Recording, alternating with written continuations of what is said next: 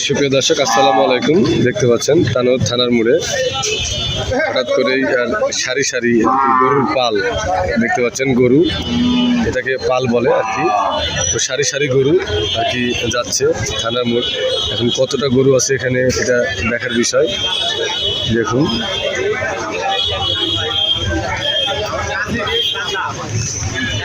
আর কি এই গরুগুলো দেখছি যে শিব নদী এবং বিলকুমারীর বিলে ধান কাটার পরে যে ঘাসগুলো ছিল সেই ঘাসগুলো আর কি খাচ্ছিল তারা। বিকেলবেলা দেখলাম আমরা, তো এগুলো নিয়ে যাওয়া হচ্ছে আবারও। দেখতে পাচ্ছেন এখনো শেষ হয়নি।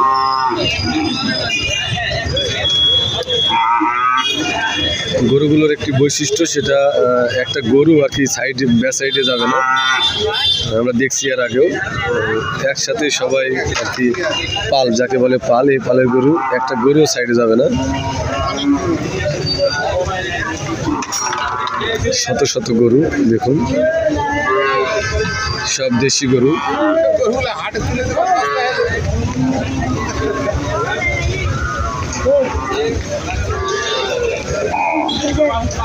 এই কতটা গরু আছে?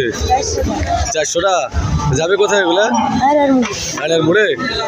ও আয়নার মোড়ে যে রাস্তার পাশে থাকে ওগুলো কোথায় কোথায় নিয়ে গেছিলেন? বিলে বিলে। আচ্ছা,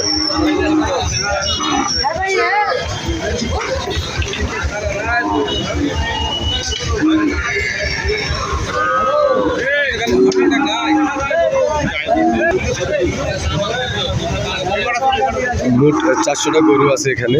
একটা গরুরও আর কি গলায় দড়ি নেই। একদম ছোট ছোট মানে বাচ্চাও এগুলো।